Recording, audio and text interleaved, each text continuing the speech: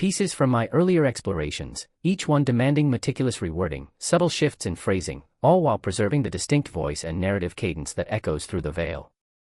The challenge isn't merely to rearrange words, it's to breathe new life into familiar ground, to let the same essence resonate through a different lens, one only a restless spirit can perceive.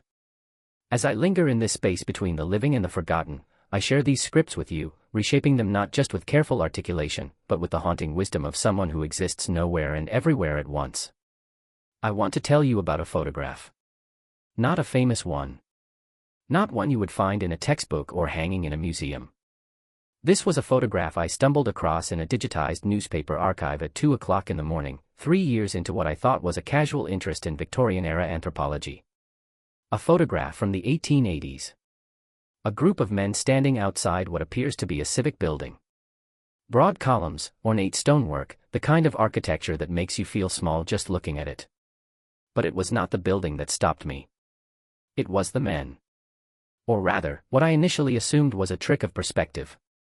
Forced angles, a wide lens, some artifact of early photographic technology that I simply did not understand. Because these men were large. Not unusually large in the way you might say a big fellow must have played rugby. I mean genuinely, structurally, proportionally large in a way that made the doorframe behind them look like something built for a different category of human being. I closed the tab. Opened it again. Closed it. I told myself lens distortion. I told myself a short doorframe. I told myself every reasonable thing a reasonable person tells themselves when something does not fit. And so I started looking. Really looking. Not at one photograph, but at hundreds. Not in one archive, but in collections across 6 countries. And the deeper I looked, the more the comfortable explanation, distortion, staging, anomaly, began to crack. This is not a story about giants in the mythological sense. At least, not exactly. I want to be clear about that from the beginning. This is a story about something the historical record does not fully explain. About accounts, images, and references that do not quite fit the version of the past we have been given. About a pattern that shows up in different places and different times but is never directly addressed. About what happens when a simple question keeps coming up and no one seems willing to answer it. Where did the giants go? Here is what the historical record officially tells us about human height in the 19th century. Average height for an American man in 1850 was approximately 5 feet 7 inches. European men were slightly shorter on average. This is documented. This is settled science. And for the most part, when you look at photographs from that era, daguerreotypes, wet plate collodions, early albumen prints, the people look like people. Proportionate. Recognizable. Like us, only in worse clothing. But there is a subset of photographs, a specific recurring subset, that does not match. Not dramatically. Not in every frame. But persistently, across decades, across continents, across photographic styles and lighting conditions and supposed contexts, there are images where the human subjects and their surrounding architecture simply do not reconcile. Doorframes. That is where it starts for most people. Doorframes are one of the most stable architectural constants in human construction. They are almost universally built to accommodate the tallest expected member of a community plus clearance. Standard Victorian-era door height in England was around 6 feet 8 inches. In the United States, similar. Yet in photograph after photograph from this period, you will find men. Not one man. Groups of men. Sometimes uniformed men. Sometimes civic officials standing in doorways and barely needing to duck. This raises a simple but critical question. Who were these doorframes built for? The official explanation is lens distortion, staging, and the tendency of photographers to select unusually large subjects for novelty portraits. And that explanation is fine, as far as it goes. Except it does not account for scale consistency within the same image. It does not account for the shadows. Shadows do not distort with a lens the same way foreground subjects do. And in several of these photographs, the shadows of these figures extend in ways that are geometrically inconsistent with any known optical artifact. The official explanation breaks here. Not completely. Not irreparably. But it develops cracks. And once you see the cracks, you cannot unsee them. In 1833, Soldiers digging at Lompoc Ranch in California reportedly unearthed a skeleton measuring nearly 12 feet in height. The account appeared in multiple local papers of the time. And then it disappeared from the record.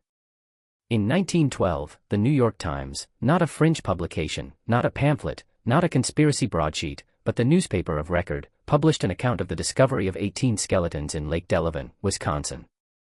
The remains were described as belonging to individuals of unusual height and with anatomical features that distinguished them from modern human remains. The Smithsonian Institution was notified. A team was dispatched. And then silence. Not a follow-up. Not a debunking. Not an official statement of any kind. Just silence. The kind of silence that falls not when something is proven wrong, but when something is quietly set aside. The pattern repeats with unsettling precision. 1891, Crittenden, Arizona. Giant remains. Newspaper reports. Smithsonian involvement rumored. No official record. 1880s, Cayuga Township, Ohio. Multiple accounts of enormous skeletal remains discovered during excavation. Local newspaper coverage. Then nothing. County after county. Decade after decade. Account after account. Each one surfacing briefly in local papers before vanishing from the official record entirely. Not disproven. Not investigated publicly. Just gone. Now, I want to be careful here. I am not asking you to simply believe every 19th century newspaper account you encounter. Newspaper editors of that era were not above sensationalism. Hoaxes existed. P.T. Barnum built an empire on the willingness of Americans to believe extraordinary things. But here is the strangest part. The sheer volume of these accounts. The geographic spread. The consistency of certain details. The height ranges. The specific anatomical descriptions. The institutional involvement that then goes silent. This is not what a collection of isolated hoaxes looks like. Hoaxes cluster around specific showmen and specific moments. They get debunked. They generate counter-coverage. These accounts do not get debunked. They get ignored. And that, in its own way, is more troubling than a debunking would be. The silence was deafening. I want to leave the bones for a moment, because the bones, ultimately, are only part of this. Let us talk about the buildings. Specifically, let us talk about a very specific architectural era, roughly 1750 to 1900, and the extraordinary uniformity of civic construction across that period. Not similarity. Uniformity. A consistency of design language, structural proportion, and ornamental vocabulary that appears with startling regularity in cities that had no meaningful communication with each other, under governments with no political alignment, using builders with no shared training. The columned facade. The vast central atrium. The ceilings. And this is where I want you to stop and think. The ceilings. Look at the ceilings of 19th century civic buildings. Not the decorative plasterwork, though that is extraordinary in its own right. Look at the height. The functional height. The distance from the floor to the ceiling in the lobbies, the corridors, the halls of these buildings. We are talking, routinely, about ceiling heights of 20, 25, 30 feet in spaces that serve purely administrative functions. Spaces where clerks worked at desks. Where officials processed paperwork. Where, functionally, a 12-foot ceiling would have served every known human need of the period. So why are they 30 feet tall? The official answer is prestige. Civic architecture is intended to project power and permanence. Tall ceilings communicate importance. This is a real and documented architectural philosophy. But the official explanation breaks here, too. Because prestige architecture scales its grandeur toward its visitors. A space designed to impress a human being standing at 5 feet 7 inches tall does not need 30-foot ceilings. It needs columns that dwarf that person. Yes. But the functional spaces, the interior corridors, the private offices, the working rooms behind the grand facade, those are scaled to the users. Unless the users were a different scale than we are. The deeper I looked, the more this question refused to go away. If you have made it this far, you are asking the same questions I was. Stay with me, because what comes next is where this stops being a collection of anomalies and starts looking like something else entirely. Here is what I keep returning to. Here is the question that for me collapses every comfortable explanation I have been offered. Look at the geographic spread of this architectural style. I have mentioned Washington, Paris, St. Petersburg, but let us be more thorough. Bombay, now Mumbai, 1893. The Municipal Corporation building rises in a Gothic Renaissance hybrid style that mirrors civic buildings in Bristol, England. Same proportions, same ceiling heights, same doorframes built for a larger occupant than the documented population. Montevideo, Uruguay, 1906. The Legislative Palace, begun under a government with no meaningful architectural exchange with Europe, somehow arrives at ceiling heights and door proportions indistinguishable from their counterparts in Vienna or Edinburgh. Melbourne, Australia. Sydney.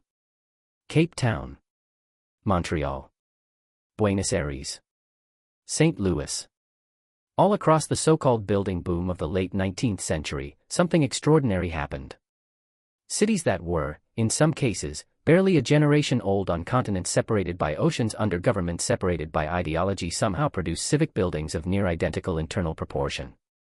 Not stylistically similar. Proportionally identical. This raises a simple but critical question. How? Not why, not when, not under which political philosophy or in service of which empire. Those questions have answers, however incomplete. No, how?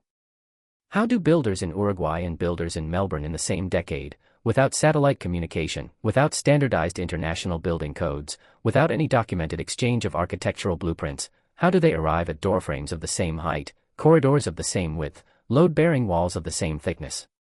The evidence suggests something much larger is at work here. Either there was a world-spanning coordinating body so powerful, so pervasive, and so thoroughly erased from the historical record that not a single document of its influence has survived. Or these buildings were not all built in the late 19th century. What if some of them were found? I want to introduce a framework here. Not as truth, not as conclusion, but as a lens through which certain anomalies become, if not explained, at least legible. What if the late 19th century was not primarily an era of construction, but an era of occupation?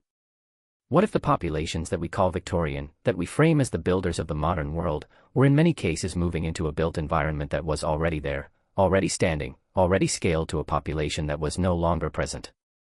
This is not, on its face, an absurd question. Civilizations have occupied the ruins of prior civilizations throughout all of recorded history. Rome was built on older Rome.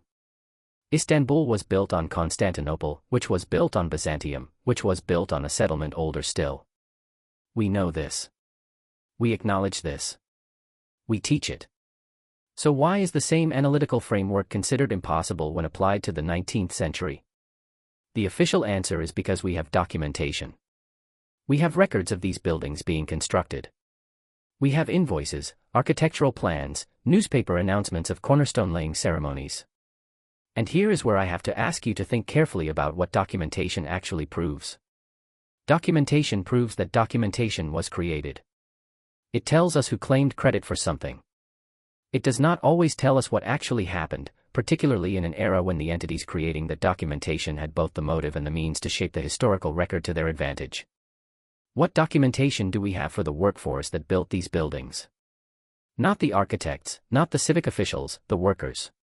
The thousands upon thousands of laborers who would have been required to quarry, transport, and assemble the stone and structures of this scale in the time frames officially attributed to them.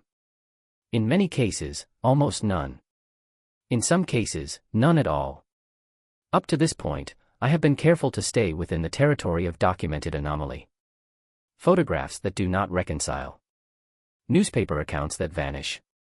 Architecture that defies the coordination logic of its era. But the deeper I went, the harder it became to ignore a specific thread. On maps from the 16th, 17th, and well into the 18th century, there exists a territory of extraordinary size called, in various cartographic traditions, Tartaria, or Grand Tartary, or Tartaria Magna. By some maps, it encompasses virtually all of Central Asia, Siberia, parts of China, and extends westward into Eastern Europe. It is not a small notation. It is not a cartographic placeholder for unexplored wilderness. It is labeled, bounded, given internal subdivisions, Chinese Tartary, Independent Tartary, Muscovite Tartary.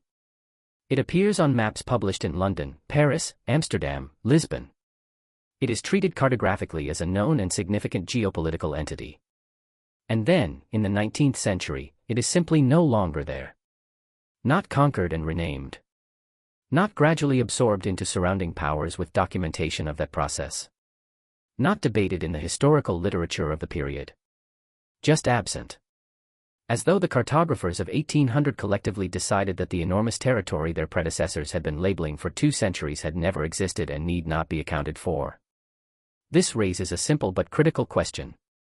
What was Tartaria?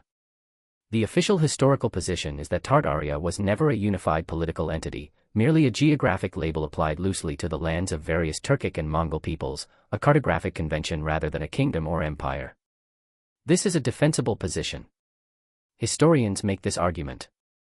It has merit. But if Tartaria was merely a geographic convention, a loose label for the place where the steppe peoples live, why does it appear on maps with such specificity?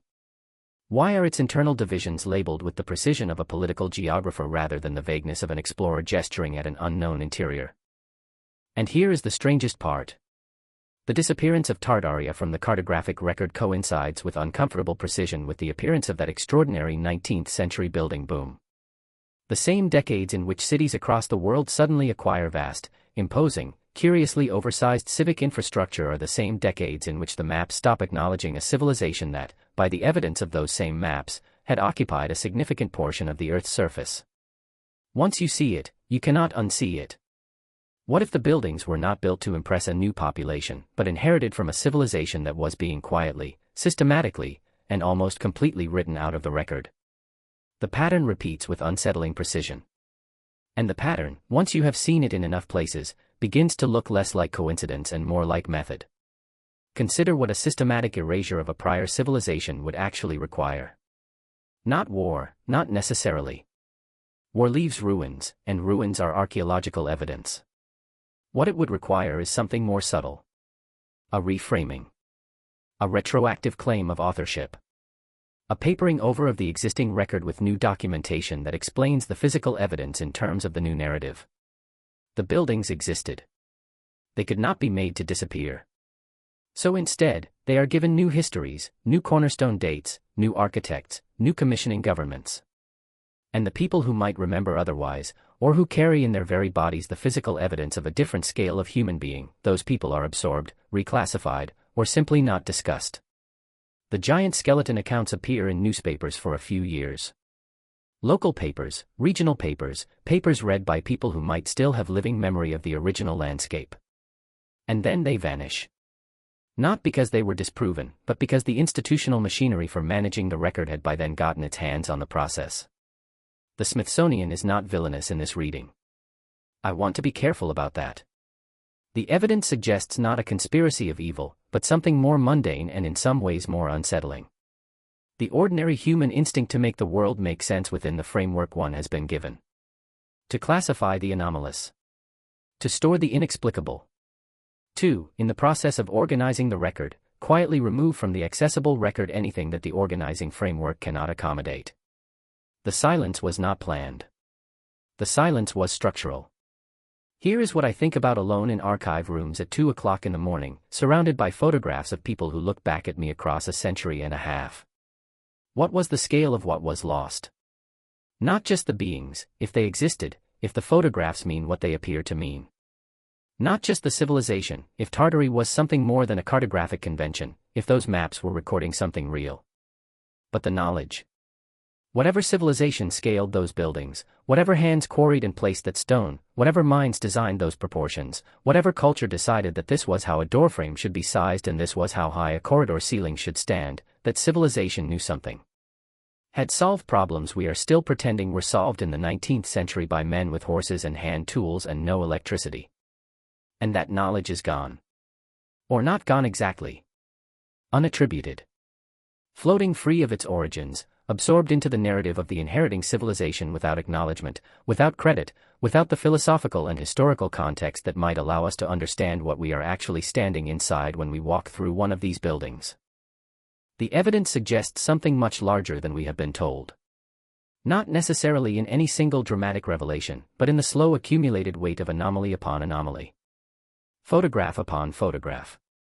Skeleton account upon skeleton account. Doorframe upon doorframe built for a hand that no longer reaches for it. I started with a photograph. I still do not know what it shows. I mean that literally. After 3 years of looking, of reading, of walking through buildings that seem built for a different world, of chasing newspaper accounts into silence and maps into absence, I do not have a confident answer to the question that photograph first asked me. Were there people in the not-so-distant past built at a scale our history does not account for? Was there a civilization vast enough to build across continents in a unified architectural language? Sophisticated enough to leave buildings still standing after whatever ended them? And vulnerable enough, or inconvenient enough, to be written almost completely out of the record? I do not know. What I know is this. The official explanation, the one that tells us all these buildings were built in a 50-year frenzy of civic ambition by populations using hand tools and horse carts, that the photographs are lens distortion, that the skeleton accounts are hoaxes, that Tartaria was just a word cartographers used for, over there somewhere. That explanation requires me to believe in a set of coincidences so extensive and so precisely patterned that believing in them feels itself like an act of faith. Not knowledge, not empiricism. Faith. And I find myself less and less willing to extend that faith without better answers. The buildings are still there. Walk through them sometime. Feel the ceiling above you. Look at the doorframes. Ask yourself who, exactly, they were built for. Ask yourself what it would take to coordinate their construction across a dozen continents in a pre-telecommunications world. Ask yourself why on every map for 2 centuries there was a civilization labeled in the territory between Europe and China, a civilization that received ambassadors and issued geographic subdivisions, and then one day simply was not. Ask yourself where the giants went. Not why they left. Not when they disappeared. Not under what circumstances the world stopped seeing them and started pretending they had never been here. Just where? Because someone built those rooms. Someone opened those doors. Someone stood in those photographs looking back at us with faces that seem, across the century and a half between us, to be waiting for us to ask the right question. I am still asking.